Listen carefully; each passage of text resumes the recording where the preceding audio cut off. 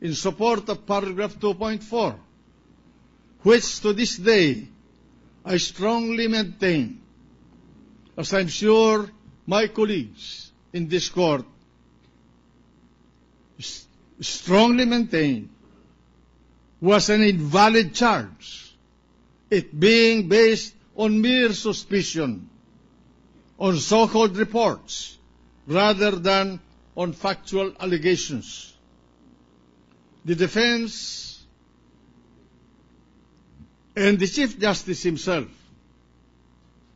unhappily, somehow revived this issue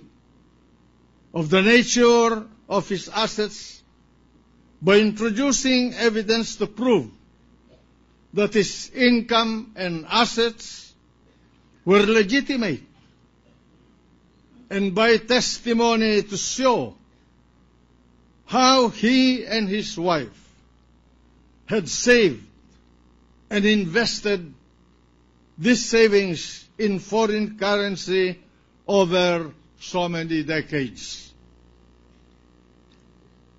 At this moment, I wish to reiterate for the record that the Chief Justice does not stand accused of having amassed any illegal wealth before this impeachment court. Paragraph 2.2 of Article Roman numeral 2 of the Articles of Impeachment accuses the respondent, Chief Justice, of failing to disclose to the public his statement of assets, liabilities, and net worth as required by the Constitution. I submit that the Chief Justice had justifiable and legal grounds to rely on the Supreme Court's procedural and policy guidelines governing such disclosure as embodied in a resolution promulgated way back in 1989 when the respondent was not yet a member of the Supreme Court. Under the said guidelines, the Clerk of Court of the Supreme Court, who is the repository of the SAL-Ns submitted by all the members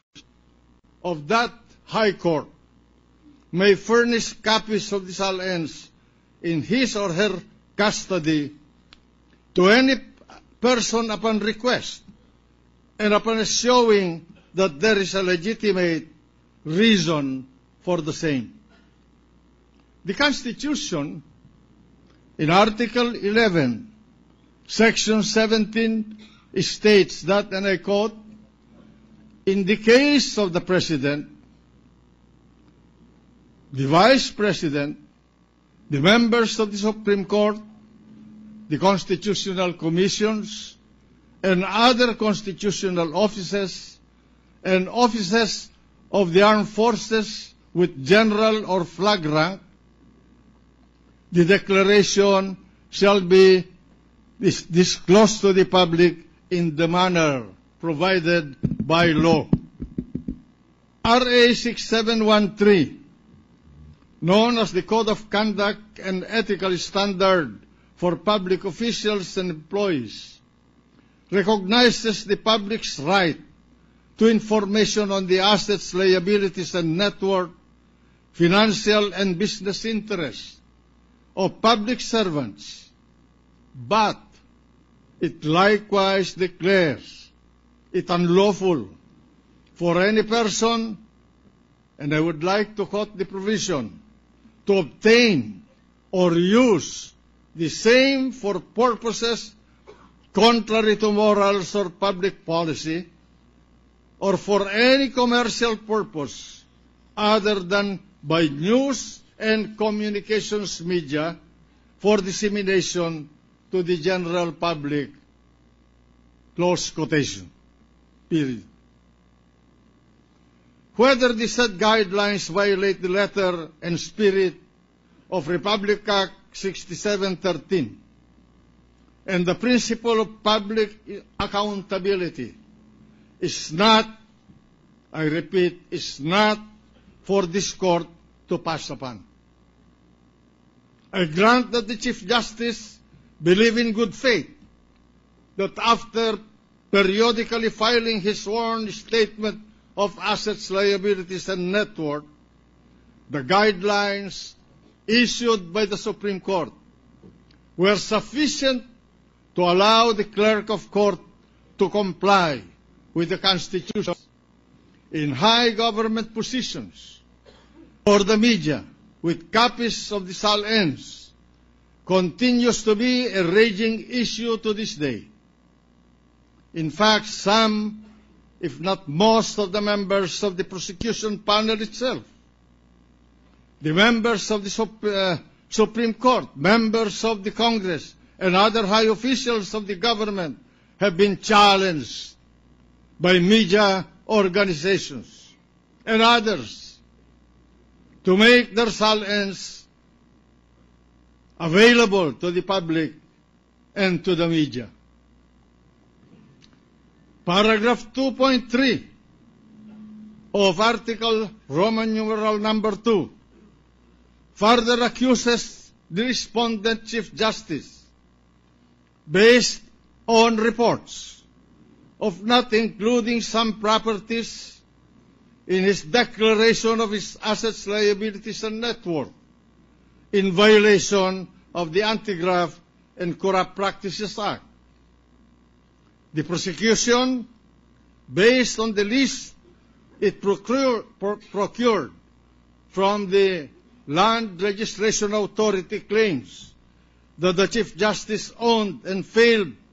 to fully disclose in his SAL-N 45 real estate assets. Based on the evidence, I'm convinced that the defense has presented credible evidence to refute this charge and to explain the exclusion in the respondent Chief Justice's SAL-Ns of certain properties which have either been sold or legally transferred, properties which are actually owned by his children and or third parties, and properties which were never owned by the respondent Chief Justice in the first place. I am likewise convinced that the defense has sufficiently established that there was no ill intention on the part of the respondent Chief Justice to understate or misrepresent the value of his real properties. Proceeding now to the most significant charge involving the non-disclosure of the respondent Chief Justice's cash assets. The Ombudsman, at the instance of the defense,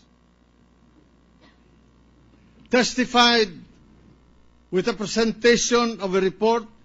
from the Anti-Money Laundering Council, AMLC, showing 82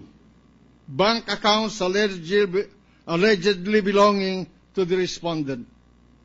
She further testified that based on her analysis of the report, aided by the Commission on Audit, the Chief Justice had cash assets in the examined bank accounts or of anywhere from US $10 million to US $12 million. Even if we grant the existence of these 82 accounts, the amount of deposits corresponding to each of these could not just easily, fairly, or logically be summed up to arrive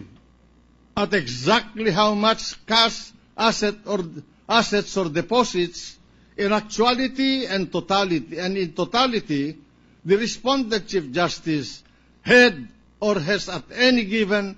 point of time. Hence, the Ombudsman's reference to the transactional balance of about US $12 million should not mislead this Court in its appreciation of the facts.